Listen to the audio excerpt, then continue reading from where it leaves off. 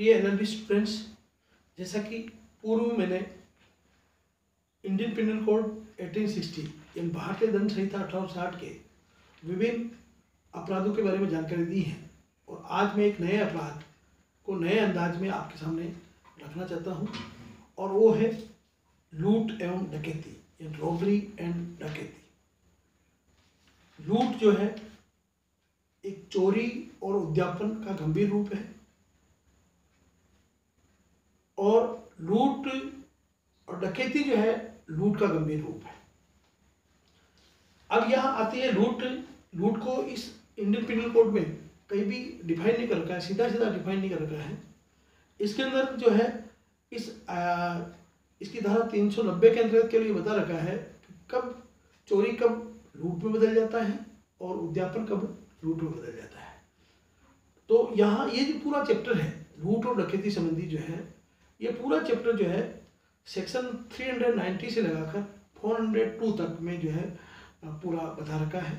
और उसके अंदर सबसे पहले जो लूट को परिभाषित करने की कोशिश करते हैं अपन, तो मैंने जैसा ही पूर्व में बताया है कि लूट को परिभाषित कहीं नहीं कर रखा है।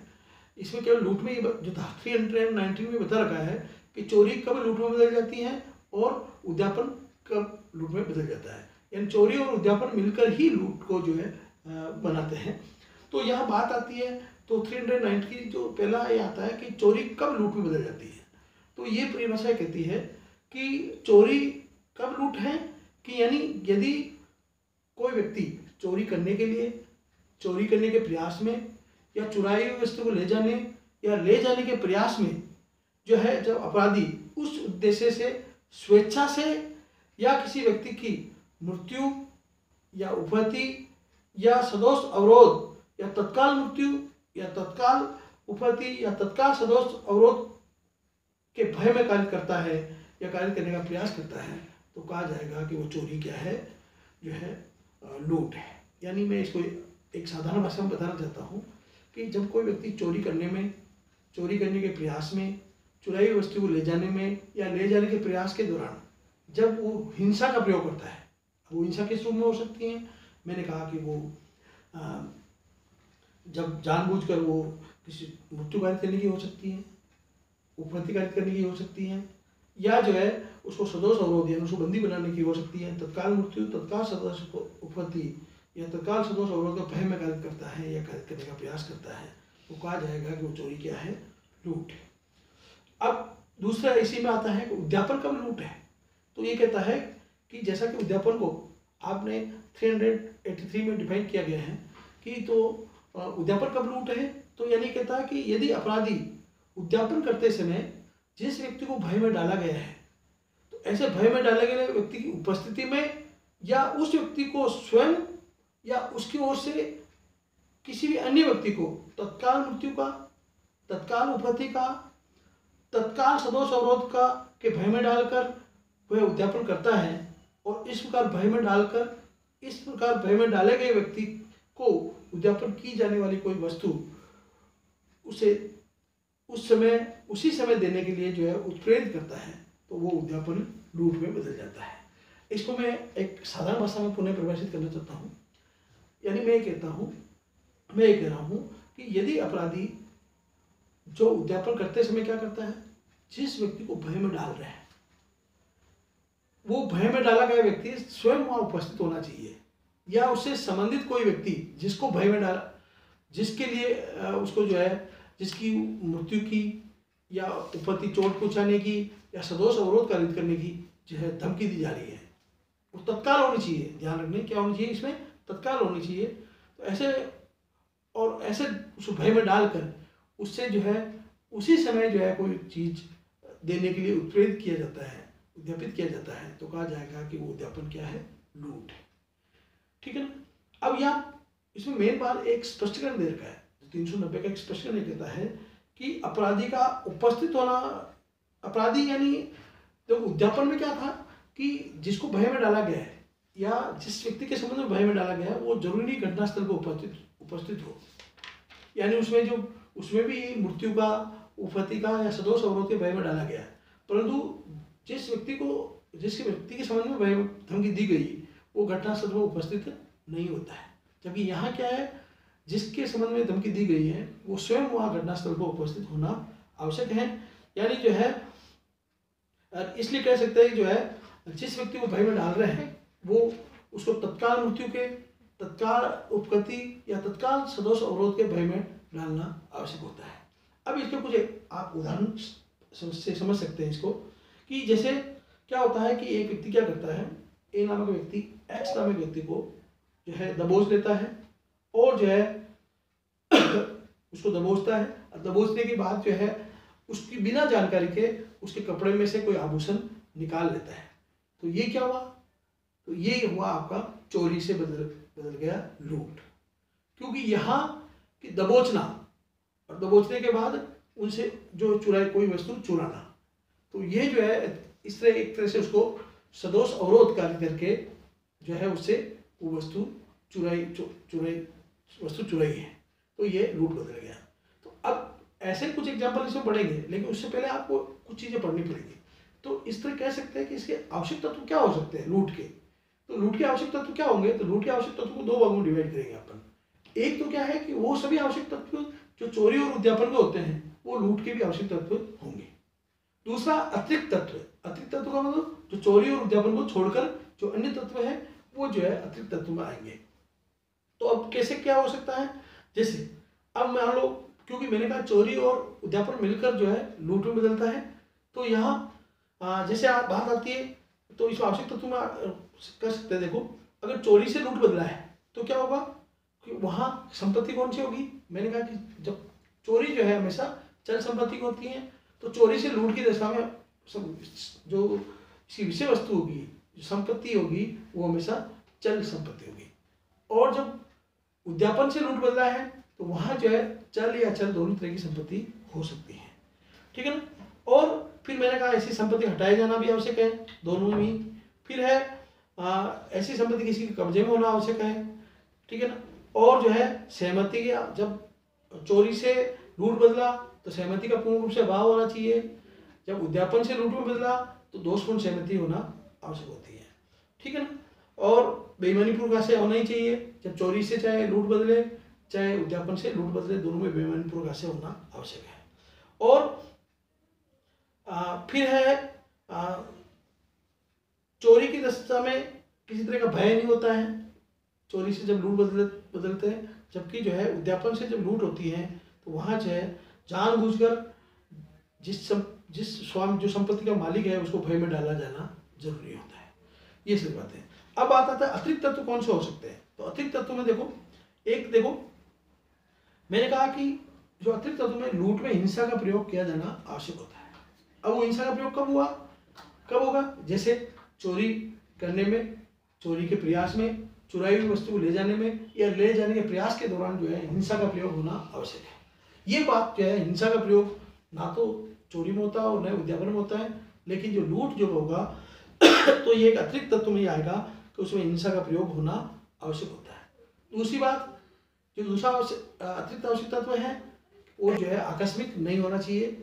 अगर वो दुर्घटनावश हिंसा का प्रयोग हो गया है तो वो लूट की श्रेणी में नहीं आएगा। जैसे मैं एक उदाहरण देता हूँ, जैसा कि शादी ब्याह में अपन देखते हैं कि जो है अपन जो दुल्हन की माँ होती है उस माँ के जो कमर में एक पोटली वगैरह बंदी होती है जिसके अंदर कुछ पैसा आभूषण वगैरह कुछ रखा होता है। अब कोई ए नामक व्यक्ति क्या करता है, जैसे मान लो उसके पास एक चाकू होता है, वो जो कमर के बंदी होती है पोटली, उसको वहाँ से निकालने के लिए, काटने के लिए एक चाकू उपयोग करता है और वो जो है हल्का हल्का उसको साइड में धागे को काटने की कोशिश करता है और उस दौरान जो है धागे जो है वो चाकू जो है उस महिला को लग जाता है और खून आ जाता है। तो बताइए ये चोरी हुआ है या जो है लूट हुआ? क्या ये चोरी लूट में बदल गया है? तो नहीं, ये चोरी लूट में बदला नहीं है, चोरी ही होगा। क्योंकि यह जो हिंसा का प्रयोग तो हुआ है, लेकिन वो हिंसा का प्रयोग जो है एक तरह से जानबूझकर नहीं किया गया है, ये है आकस्मिक हुआ है। तो आकस्मिक यानी जो हिंसा का प्रयोग जानबूझकर किया जाना जरूरी होता है, तभी जो है वो चोरी लूट में बदलेगा। तो ये सारी बातें हुई जो है लूट की बातों में। और अब कुछ बातें मैं कुछ दृष्टांत के माध्यम से और समझाना चाहता हूँ इसको। जैसे एक व्यक्ति जो है राजमार्ग पे जैसे रोड के ऊपर मिलता है, उसके साथ उसका बेटा भी होता है, छोटा बच्चा होता है। एक अन्य व्यक्ति उस बच्चे को पकड़ता है और उस बच्चे के मालिक को ये कहता है, माँ को, पिता को ये कहता है कि तुम्हारे पास जितना भी पैसा है मुझे दे दे, नहीं तो इस बच्चे को मैं खाई में फेंक दूंगा। तो यहाँ जो ये धमकी दी गई है, तत्काल जो है मृत्यु या चोट का भय हो सकता है, और ऐसा भय में दिखाकर उनसे कोई वस्तु देने के लिए उसको प्रेरित करता है, और उन्होंने जो भी आभूषण या उनके पास जो पैसे हैं उनको दे दिए हैं, तो ये क्या होगा, उद्यापन से लूट हो गया।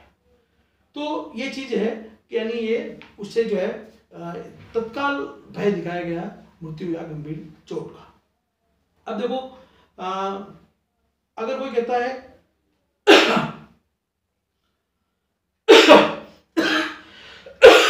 कोई ये कहता है कि तुम्हारा बच्चा जो है, जो स्कूल में है, वो जो है अगर तुम्हारे पास 10,000 रुपये वो मुझे नहीं दोगे तो वो बच्चा घर पर नहीं पूछेगा, और ऐसा करके उसे 10,000 रुपये देने के लिए उद्यम करता है, वो प्रेरित करता है, तो वो 10,000 रुपये उसको दे देता है। तो ये बताइए क्या लूट है? नहीं, ये भी केवल उद्यापन है, क्योंकि उद्यापन इसमें तत्काल जो है मृत्यु का भय नहीं है, और इसलिए जो है न तत्काल चोट पहुँचाने का भय है, इसलिए केवल उद्यापन की श्रेणी में आएगा। तो ऐसी कई चीज़ें होती हैं। तो यानी मैंने कहा चोरी भी लूट में बदल सकती हैं और उद्यापन भी लूट में बदल सकता है। और जैसे ये हिंसा का प्रयोग हो जाएगा, अब वो हिंसा चाहे मृत्यु के रूप में हो, चाहे वो गंभीर चोट की रूप में हो, सदोष अवरोध के रूप में हो, किसी भी रूप में अगर होता है तो वो जो है क्या हो जाएगा, आपका लूट हो जाएगा। अब आता है, देखो ये लूट हुआ, अब लूट की जैसी डकैती, जैसा कि लूट को 390 में परिभाषित किया गया और 391 में डकैती को परिभाषित किया गया। डकैती क्या होती है? जब जो लूट करने वाले व्यक्ति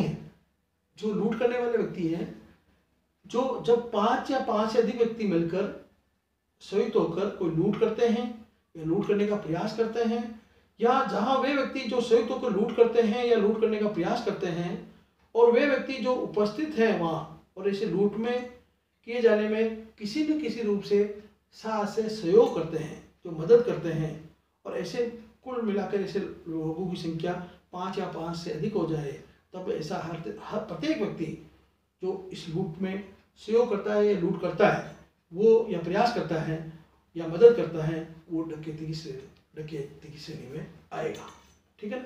यानी 391 ये जो है लूट और डकैती में केवल एक मात्र अंतर है, वो है व्यक्तियों की संख्या का।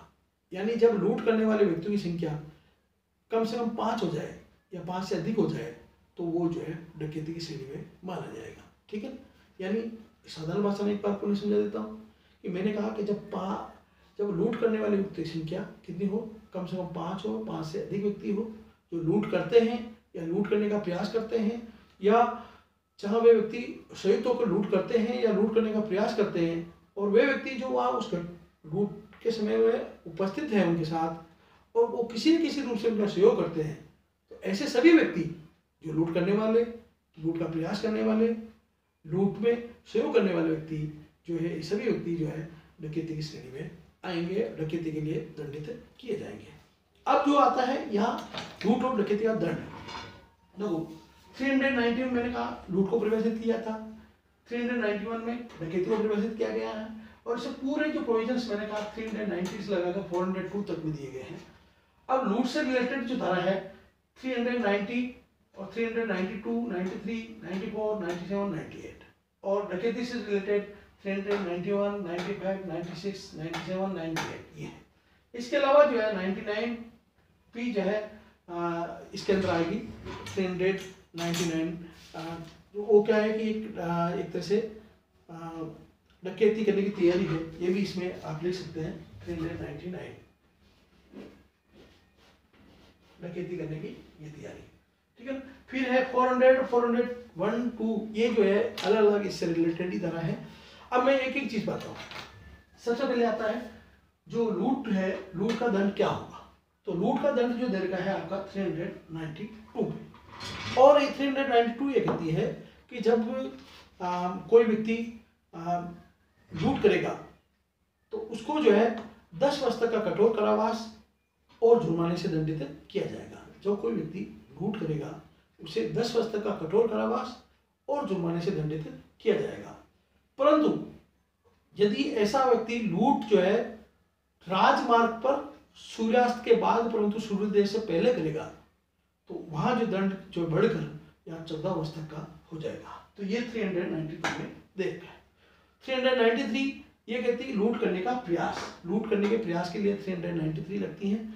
और ये कहता है कि जब कोई व्यक्ति लूट करने का प्रयास करेगा तो ऐसी दशा में इसमें 7 वर्ष तक का कठोर कारावास और जुर्माने से दंडित किया जाएगा। ठीक है। 394 जब लूट करने में जानबूझकर कोई किसी को चोट पहुंचाता है, लूट करने में जब जानबूझकर कोई व्यक्ति किसी को चोट भी पहुंचाता है ना, तो ऐसी दशा में भाई यहाँ मैंने कहा हिंसा का प्रयोग आवश्यक होता है, पर हिंसा में कोई जरूरी नहीं चोट पहुंचे, लेकिन ये जब लूट करने में स्वेच्छा कोई व्यक्ति जो है जानबूझकर किसी को चोट पहुंचाता है या लूट करने में या लूट करने के प्रयास में जानबूझकर उत्पत्ति कार्य करेगा, तो ऐसा व्यक्ति जो कोई अन्य व्यक्ति उस लूट करने में या लूट करने के प्रयत्न करने में संयुक्त रूप से जो है व्यक्ति कार्य करता है, वो आजीवन कारावास से या 10 वर्ष तक के कठोर कारावास से और जुर्माने से दंडित किया जाएगा। 394 में जब आप मतलब जो है जब लूट करने वाले व्यक्ति या लूट में सहयोग करने वाले व्यक्ति या जो उसके साथ शामिल है वो लोग जो है जब किसी व्यक्ति को चोट भी पहुंचाते हैं तो ऐसी दशा में आजीवन कारावास तक का दंड इसमें होता है। फिर मैंने कहा 395 डकैती चला जाएगा।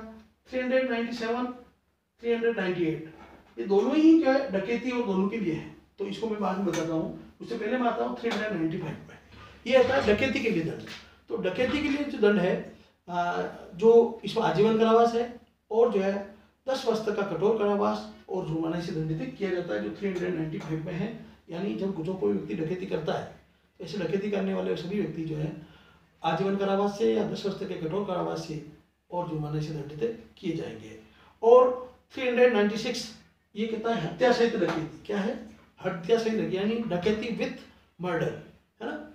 तो ये कहता है कि जब ऐसे 5 या 5 से अधिक व्यक्ति मिलकर जो संयुक्त होकर डकैती कर रहे हैं या जो डकैती करने में उस डकैती के दौरान अगर कोई व्यक्ति किसी ने हत्या कर देते हैं, है ना, तो ऐसी दशा में वहाँ ऐसा प्रत्येक व्यक्ति जो उस डकैती में शामिल है वो जो है मृत्युदंड से या आजीवन कारावास से या 10 वर्ष तक के कठोर कारावास से और जुर्माने से दंडित किया जाएगा। तो ये एक ऐसी धारा 396 जो है एक तरह से जॉइंट लायबिलिटी के सिद्धांत का भी निर्माण करती हैं, संयुक्त दायित्व के सिद्धांत का निर्माण करती हैं, और यहाँ इसमें मृत्युदंड का प्रावधान भी किया गया। यानी जो कोई व्यक्ति डकैती में भाग लेता है या डकैती में हत्या हो जाती है, चाहे हत्या किसी एक व्यक्ति द्वारा की जाए, लेकिन वो सभी व्यक्ति जो है उस हत्या के लिए बराबर के भागीदार होंगे और उसके लिए उसको मृत्युदंड या आजीवन कारावास या 10 वर्ष के कठोर कारावास से दंडित किया जाएगा। अब आता है मैंने कहा 397 398 ये दोनों को बनता है। 397 कहती है कि जब कोई व्यक्ति मृत्यु या गंभीर चोट कारित करने के प्रयास के साथ लूट और डकैती करता है। क्या करता है? मृत्यु या घोर उपति या गंभीर चोट कारित करने के प्रयत्न के साथ जो है लूट और डकैती करता है, जो ऐसी दशा में जो है वहाँ जो है उसको जो है एक तरह से 7 वर्ष से कम नहीं होगा, ये कम से कम उसको 7 वर्ष तक का दंड दिया जाएगा। या न्यूनतम दंड दे रखा है कि जो कोई व्यक्ति जो है जब लूट करता है या डकैती करता है तो उस दौरान जो है उसका प्रयास ये होता है कि किसी व्यक्ति हत्या भी कर दे या उसको गंभीर चोट पहुंचा दे, तो उसमें जो है उसको कम से कम 7 वर्ष तक का दंड 397 में दिया जाएगा। फिर आता 398 जब कोई घातक हत्या और उससे सुसज्जित होकर जो है जब कोई लूट और डकैती का प्रयास करता है, यानी हथियार चाकू तलवार वगैरह कुछ भी जैसे बंदूक वगैरह लेके गया, वहाँ लूट और डकैती का प्रयास करता है, तो वहाँ 398 के तहत जो है उसको भी जो है कम से कम 7 वर्ष तक का दंड दिया जाएगा। 399 ये कहती है कि डकैती करने की तैयारी करना। देखो यद्यपि अपराध करने की जो 4 अवस्था है, उन अवस्थाओं में पहली अवस्था आशय होती है, दूसरी तैयारी होती है। तो आशय और तैयारी जो है दंडनीय नहीं होती है कुछ अपवादों को छोड़कर, तो तैयारी मात्र हमेशा दंडनीय नहीं है, परंतु ये 399 भी उसका एक अपवाद है जो ये कहता है कि केवल डकैती की अगर कोई व्यक्ति तैयारी करता है, जैसे कोई डकैती करने की कोई साधन एकत्रित करता है या लोग इकट्ठे होते हैं, तो वो जो तैयारी मात्र भी दंडनीय है, जो 399 के तहत उसको जो है 10 वर्ष तक का कठोर कारावास और जुर्माने दोनों से दंडित किया जाएगा। अब आई जो शेष धाराएं हैं 400, 401 और 402। 400 क्या कहती हैं? ये कहते हैं कि जब डाकू को डाकू की टोली का होता है, तो कोई व्यक्ति जब डाकू की टोली होती है उसमें शामिल होता है, तो डाकू की टोली का होने के लिए जो उसको दंड दिया जाता है। और इसके लिए जो उन्होंने कहा कि जो है जो आदतन डकैती करते हैं लोग या डाकू होते हैं, उनके साथ जो है कोई व्यक्ति जो उनके साथ जुड़ा हुआ व्यक्ति है, तो वो जो है उसको भी दंडित किया जाएगा। और उसमें लिए जो आजीवन कारावास या 10 वर्ष तक का कठोर कारावास और जुर्माने से दंडित किया जाना। पर ध्यान रखें, अब डाकू की टोली के साथ होने का मतलब यह नहीं है वो उस डकैती में या लूट में शामिल भी होना जरूरी है। अगर कोई डाकू के साथ जैसे अकेल रहती है उनकी या उनकी पत्नियां होती हैं, तो वो दंडित नहीं की जाएगी। लेकिन उनका किसी रूप से सहयोग है तो वो बराबर के दोषी बराबर माने जाएंगे। टोली में होने मात्र के आधार पर भी दंडित किए जाएंगे। 401 चोरी का टोली होने के लिए दंड। अगर कोई व्यक्ति जो है जैसे कोई घूमकर हत्या होती है, आदतन अपराधी होते हैं, या अन्य जो टोलियां समूह में रूम में आदतन चोरी का काम करती रहती हैं, है ना, और चोरी या लूट करने के प्रयोजन से वो आपस में जुड़े रहते हैं, ठगी करते हैं, तो ऐसा जो है ऐसी दशा में उनके साथ अगर कोई व्यक्ति होता है तो उनको जो है 7 वर्ष तक के कठोर कारावास और जुर्माने से दंडित किया जाएगा। तो यह डाकू की टोली के साथ होने के लिए 10 वर्ष तक का कारावास है, आजीवन कारावास भी है 400 में, और 401 जो है चोरी की टोली में होने के लिए दंड है। और 402 जो है एक तरह से तैयारी है डकैती की, जो ये कहती है कि जब कोई व्यक्ति जो है किसी भी समय डकैती करने के प्रयोजन से एकत्रित 5 या 5 से अधिक व्यक्तियों में से एक होगा, तो ऐसी दशा में जो है, यानी जब कोई डकैती करने के प्रयोजन से एकत्रित होते हैं और उनके साथ जो 5 डकैती में उसमें 5 व्यक्ति होंगे, तो जो भी उसका सदस्य होगा वो जो है, चाहे उसने अपराध डकैती की या नहीं की वो बाद की बातें हैं, लेकिन उनके सदस्य होना मात्र ही जो है वहाँ जो है उनको 402 के तहत जो उसको 7 वर्ष तक के जो है कठोर कारावास से और जुर्माने से दंडित किया जाएगा। तो इस तरह ये सारी जो धाराएं हैं आपकी लूट और डकैती की आपके समाप्त होती हैं। और इसके अंदर जो है मैंने कहा इसमें अब बात आती है कि दोनों में अंतर क्या हुआ, लूट और डकैती में क्या अंतर हुआ। देखो, तो ज़्यादा कोई विशेष अंतर नहीं है। मैंने कहा लूट जो है एक तो संख्या का अंतर होता है, फिर लूट करने वाले व्यक्ति की संख्या जो है कितनी भी हो सकती है, जबकि डकैती में कम से कम 5 व्यक्ति होना आवश्यक होता है।